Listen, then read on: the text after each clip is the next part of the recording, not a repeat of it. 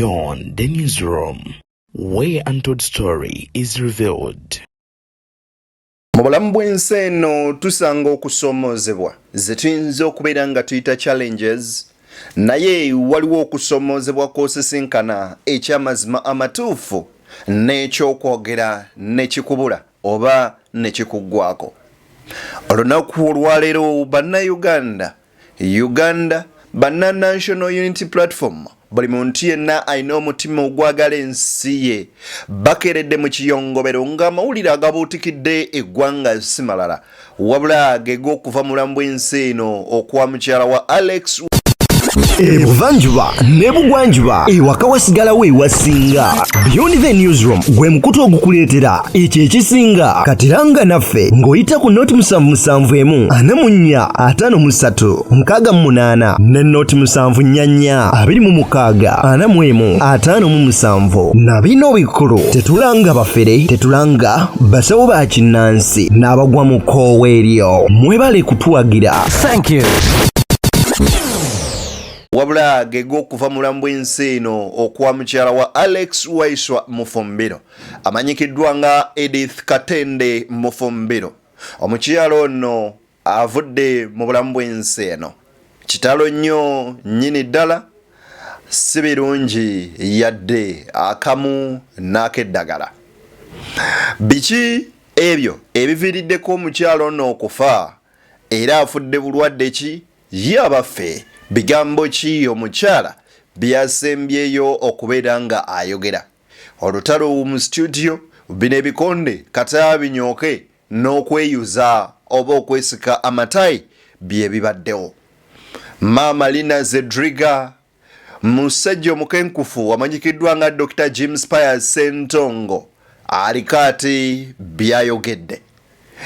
Maama Matembe nga bw'omanyi nti tesiba zikweya n'olwaleero ayongedde okulaga nti wanjawulo atya byonna bye bino byensobodde okukuŋŋaanya kwoteeka n'okuba nga ate nkuleetera. Nze Deniya kutuusaako ensonga z'Ssemasonga. Tuli ku mukutu Ssemakutu ogwa Beyond at the newsroom we tusinzira okuba nga tukuwa ekyo nno ekisinga. Awo nno wenkusabira mu buwombeefu obw'ekika ekyawaggulu ti vidiyo eno sooka ogimpere like, bw'ogiwa like ejja kudduka emisinde mingi etuuke ku buli ssekinnoomu asobole okuba nga agifuna ate era mu ngeri emu naawe nga guno gwe mulundi gwo ogusoose okuba ng'olaba channel yaffe eno oba okutulaba. Njagala okusaba muganda wange osubscribinge ate tusobole okuba ng'ensonga tuzitambuliza ddala maridadi sana, maridadi kabisa namna hivyo.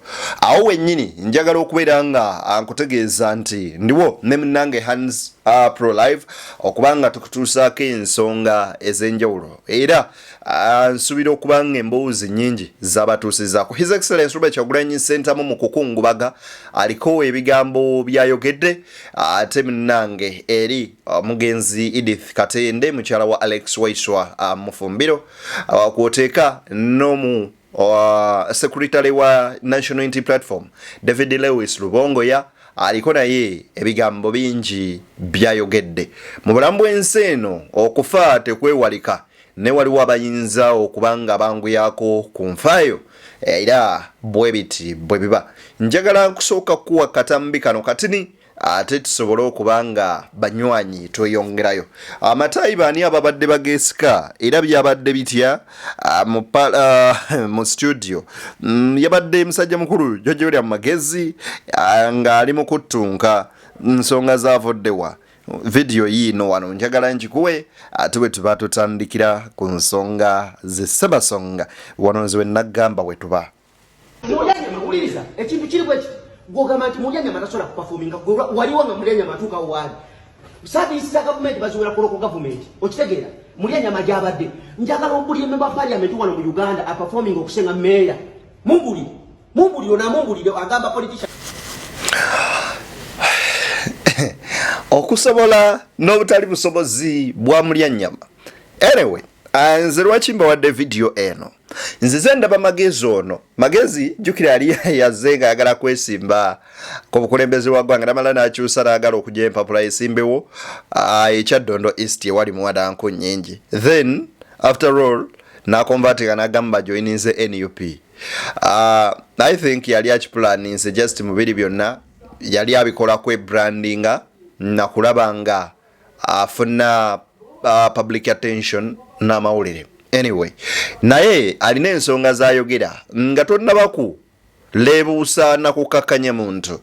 Soko mwe credit yawo wabaali webuuza ekibuuzo nti wo waali yatuukawo atya.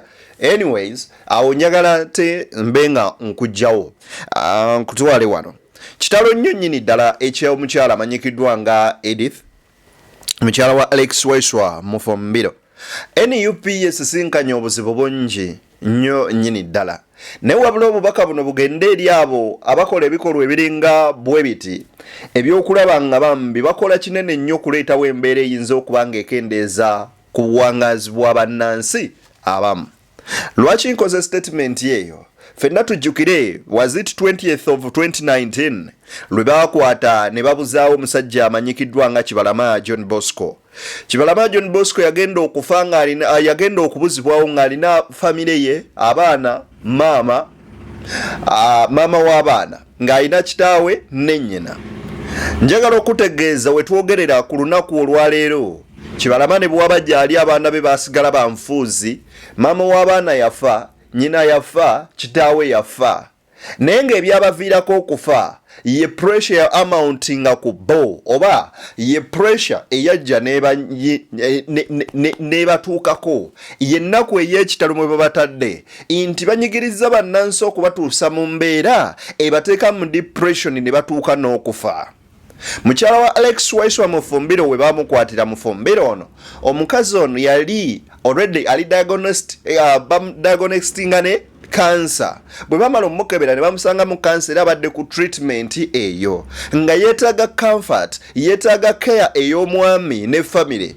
Wabula laba bwe bamwongerako stress ey'ebisango omuli egyo bye bateeka ku bbaawe ne bamuteeka mu komera bw'atamanyiddirwa alidda. Stress ne yeeyongera ne mounting pressure ku bulamu bwe bambi bw'atyo bw'avudde mu bulamu bw'ensi eno. Ani alina okunenyezebwa mu mbeera efaanana bweti toyinza kukijja ku baani abaasiba Alex Waiswa Mufumbiro nange ensonga ki gye bamusibirako. Omukyalo ono abadde wampeta era mukwano ogw'ekika ekya waggulu ennyo nnyini ddala. Bobi Wine yaliwo ku mukolo ogw'embaga era ne bagenda maaso n'okubanga munnange bakola byonna ekisoboka okulaba nga babeererawo Alex Waiswa Mufumbiro. Wenjogerera bino olunaku olwaleero Bobi Wine afuddeyo n'aweereza obubaka era obusaasira family ya Alex Waiswa Mufumbiro era agambye bwati nti fellow Ugandans, it is with heavy heart that I announce the passing of our dear sister and comrade Edith Katende Mufumbiro, the wife of our deputy spokesperson Alex Waiswa Mufumbiro. Bannayuganda bannange, munaku ey'ekitalo ennyo nnyini ddala njagala okubategeeza ku kufa kwa mwannyinaffe era muganda waffe mu nkyukakyuka amanyikiddwa nga Edith Katende Mufumbiro, mukyala wa deputy spokesperson oba omukyala w'oyo amyuka omwogezi w'ekibiina kyaffe kya National Unity Platform Alex Waiswa Mufumbiro. Edith passed on after 3 a.m. Until Edith today following a hard-fought battle with cancer. At the time of her passing, her dear husband Waiswa remained detained at Luzila Upper Prison for no crime whatsoever.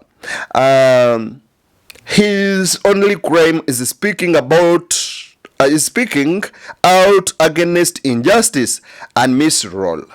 Nti Edith yavudde mu mulambo w'ensi eno ku nkya olunaku olwaleero ku ssaawa 9 ez'okumakya oluvannyuma lw'okubanga atobye n'ekirwadde ekimanyikiddwa nga ekya kansa. Mukadde Edith ono waafiiridde nga bbaawe Alex Waiswa Mufumbiro akyakuumibwa eruzira ku mazzi ng'omusango gw'alina guli gumu gwokka gwe gw'okuvaayo okwogera ku bumenyi bw'amateeka, enfuga etali y'amateeka ne ku ngeri gye batwalamu eggwanga nga ekitagassa. The criminal regime placed on him and other the sham charge of unlawful drilling, which apparently took place on 12th February at our party headquarters. In fact, on that day, Waiswa never stepped there, as he was at Mulago Cancer Institute with the wife. The judiciary, fully aware of these facts, has chosen to conspire in this persecution. Robert Kyagulanyi Ssentamu ategeeza ng'agamba nti the criminal regime, government eno, obukulembeze buno obumenyi bw'amateeka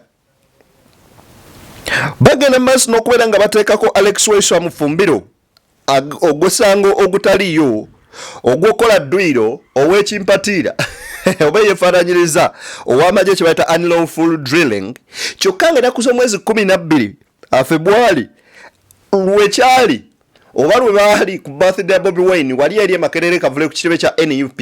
Alex Waiswa Mufumbiro yali Mulago ku Cancer Institute ng'ali ne mukyala we mu ddwaliro, era n'ategeeza nti bino no kkooti ebimanyi bulungi, naye wabula baasalawo okubeera nga bo bakola ate bye baagala muba nga tebagoberedde mateeka.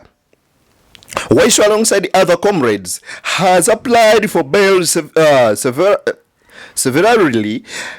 He has variously made an impassioned plea to the court to be released on bail so that he takes care of his sick wife, but it has been denied.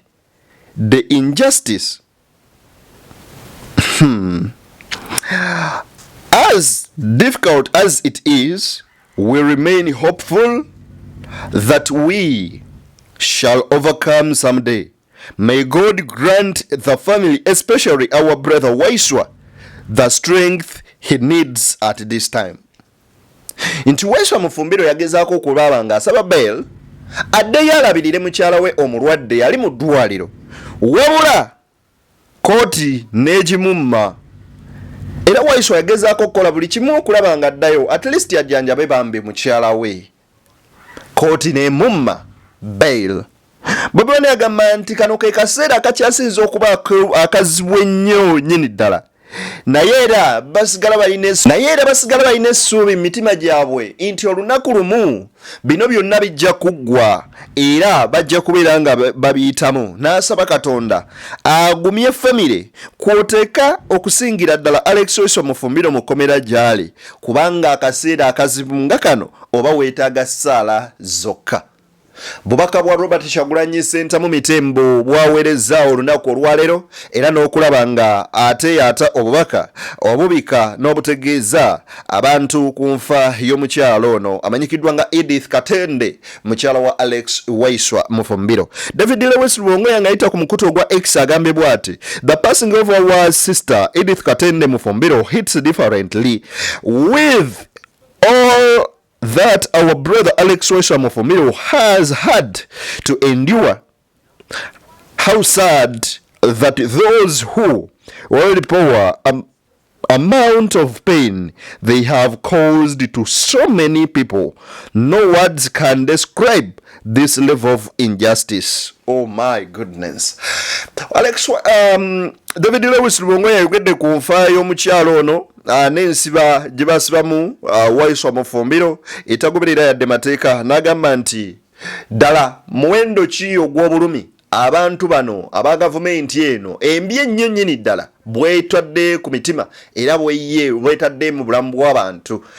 Wabula byonna, at the end of it all, bagamba kimu nti someday we shall overcome. Oba olunaku luliba olwo ne tuva mu mbeera efaananako bwetyo. Kano akaseera kaba kazibu. Nze nzijukira I was young but not so young. I wasn't so young at all, but I was young. It was 2012, 2nd of December 2012. That's when I lost my dad. But the experience ngango ofiriddwa omuzadde, ndigezaako gisembereza ku ngeri gy'oba ofiriddwa ak'omukyala.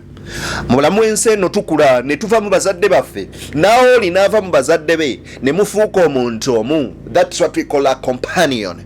Bwe mumala okufuuka omuntu omu busharinga almost everything ne mubanga mulina muli muntu omu.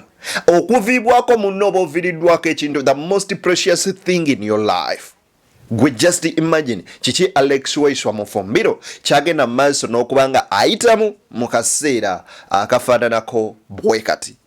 Nentera nnyo okukola ebigambo ba statement ezigamba tusaba nnyo Mukama essaala nti ebintu ebimu ebirungi nga bino ebijja bituukawo ku bantu nga bannayuganda Mukama abiteekeko ne mu nnyumba zaabo oba oli awo abakola ebyefaananyirizaako ko bwe biti.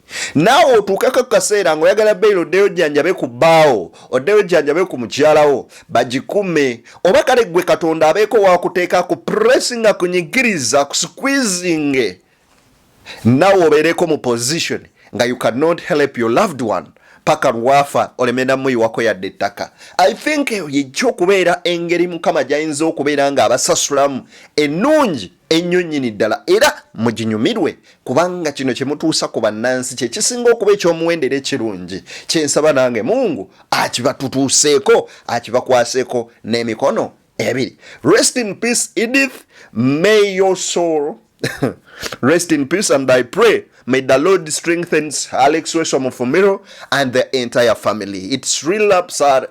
We are sorry. Anyway, hawonkujeyo ku Beyond the Newsroom gwe nkutukola nkusaba video no jimpera like esobola okutambula etuuke kulisa kino mwabe nga agifuna olunaku luwajjo alternative budget yasomeddwa naye nga sinnakutuusaawo omuyimbi amanyikiddwa nga Semanda Manisulu King Saha aliko byayogedde olwaleero ku byakaluluka Makerere akafuuse ensonga uliriza. Kyannaku nnyo nti n'akaluluka Makerere kazemu kyekubiira akandibadde nnyuto ak'abaana b'essomero abali ku bewandirese ne beerondera akalulu kaabwe nawe kazeemu kyekubiira. Omuwala yazze ne tumuwetegereza ne tumu approach nga n'atubambi n'atusasula ne ssente ze tugende tumukolere ku kampeyini ye Kadondi. Kyokka ekyennaku ebbanga lyonna kampeyini zirangibwa eza Kadondi nti zirina okubaawo nga buli omu ali awe ali mu area. Olunaku lutuuse olwaleero tusi tukagenda wa Kadondi twakanyasa ba 11-12 nga abaana bavudde gye bavudde wakawungeezi ate kati essaawa eno nti biri cancelled. Kati n'akalulu Makerere kali feya akabaana b'essomero. Omulala akola campaign ze peacefully ate zoono omuwala Kadondi lwakiza omuzikyankalanya. Awo nno Makerere mulazeemu obubuyabuya temuli feya. Naye abaana b'e Makerere nsaba mubeere bagezi. Abaana b'e Makerere nsaba mubeere communicative. Abaana b'e Makerere nsaba mubenga muwuliziganya. Njagala mulaga abantu bano nti wasobola okubaayo move underground mwe ne mu communicating ne mulonda Kadondi okakasa bali nti Katonda teyerabira bantu be. Kadondi kyewunyisa nabagamba nti waliwo akadde tugenda okutuuka nga injustice yefuga nga buli kimu kiri otherwise n'akalulu ka university tekakyalimu bwenkanya. Have a look. Anyways, eyo sije njagala tugende yadde dakiika embwet nzikiriza nkuwe ku Mama Ssenyonyi Matembe. Mama Ssenyonyi Matembe ono kikyayogedde wawana.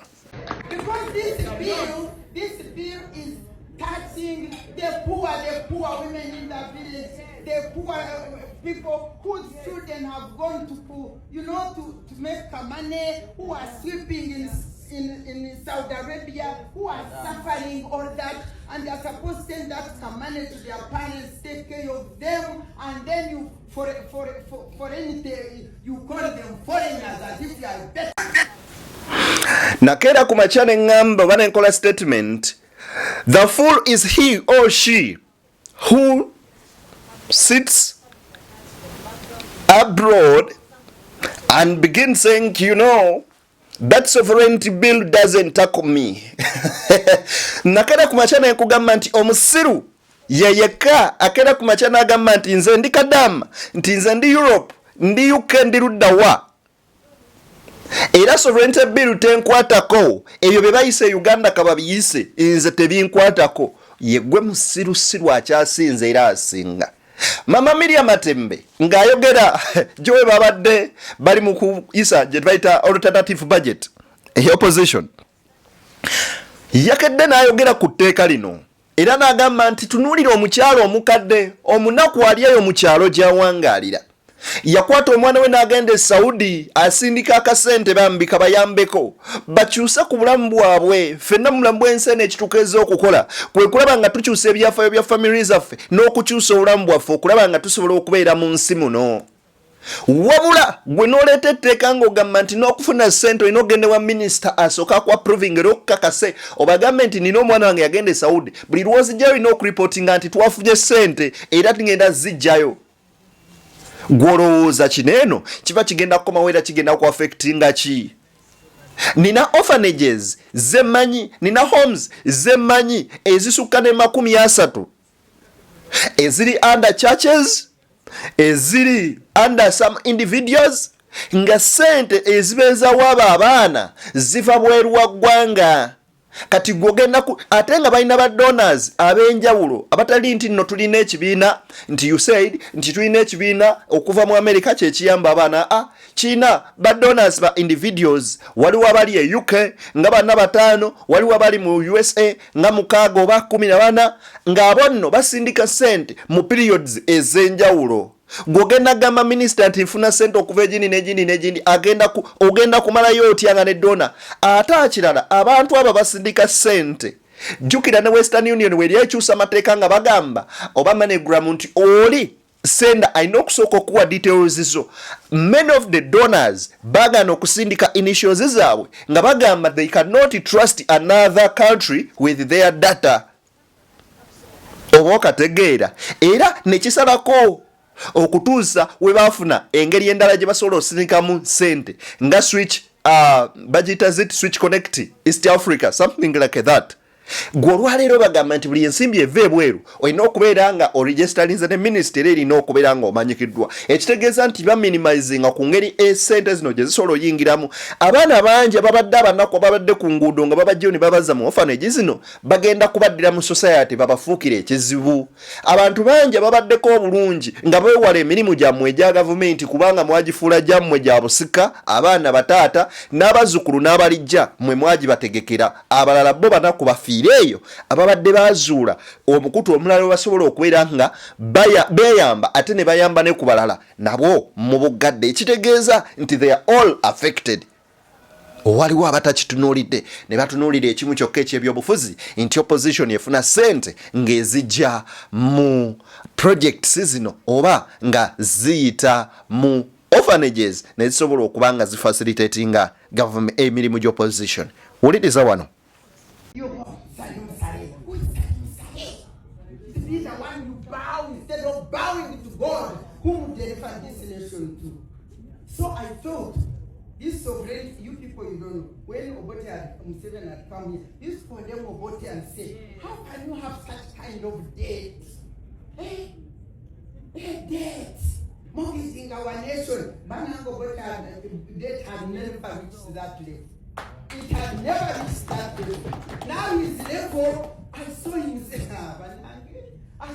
saying on TV that God will work. God. He made a statement that I told these members of parliament are earning so much, and I was telling them to see whether we can, and then they said, no, it will destabilize us, and therefore I agreed, what do I do? But God will come in to God. Yeah, you are coming to God, you to go. Mama Miriam Matembe bagamba sali musale kubataddewo okubeera nga mufukaamirira gana mateeka agamu agajja galeeteddwa kulaba nga butya bwe mugenda fukaamirira abantu nakubanga muvunnama. Era Miriam Matembe ali mu bakoona ku ngalabi abagamba bannaye muzuukuke. Bino bye mulaba ng'ebyokusaga bigenda banyigiriza mwenna kubanga Abaganda bagamba ekiri atabaala kye kiri anaasigadde ewaka.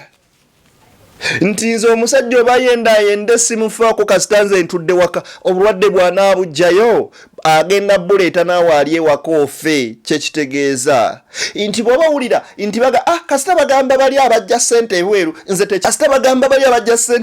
nze tekirina kye kinkosa gwe musirusiru akyasingidde ddala kuba buli ssente bwe zijja mu saturation naawe ozifunako. Ekizibu Abafirika abamu kye tuyina kwe kumanya nti ekintu ky'ofunamu kye kino kyokka gwe wookwatidde ssente mu ngalo zo. Wabula ekyenjawulo kiri nti omusajja omugezigezi ye yekka amanya nti ssente buli bwe ziba mu saturation azifunako era azigabanamu. Ate era ye muntu yekka atunuulira etteeka nga bw'alaba nti bwe liba linyigiriza oli nange linnyigiriza in one way or the other. Abasawo bwe bakeera nga tebasasulwa kasitanze nasoma mawulire ate binkwatirako wa nze nja kudda wali TV abangende ku radio nkole anja kudda ku kyano yange nkole nfune ssente zange ebyabasawo tebinkwatako.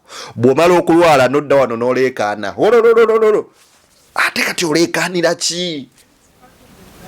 Ffe bye twagambanga bakama baffe abamu ku mirimu gye twakoleranga nga tugamba nti ffe ate abamawulire tubonyebonye nnyo kuba tukwatidde bangi ettaala nga balya abava ne beekalakasi be tuleeta ne bakola ku nsonga zaabwe ezaffe balizikolako ddi. Wano tamala emirundi we yakoonanga. Kale kankuwe wano.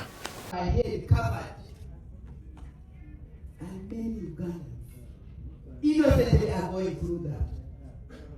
When you were explaining to us, I saw and went through that emotional moment last Monday when I went to visit my colleague, Honorable Mwanga Chibuli, in Chitanya, charged of terrorism, treason. Yet his own people were murdered in cold blood. The mischief of the attempt in practice for this bill and among others that are going to come is to shut us up, is to scare us into death. Are we going to submit to that?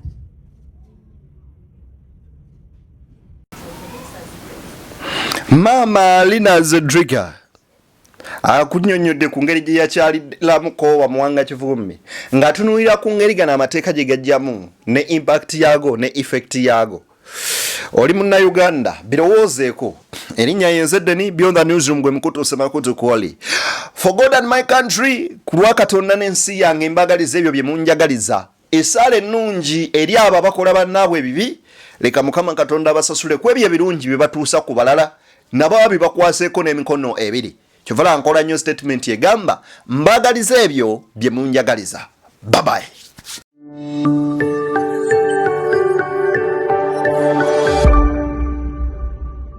Beyond the Newsroom, where untold story is revealed.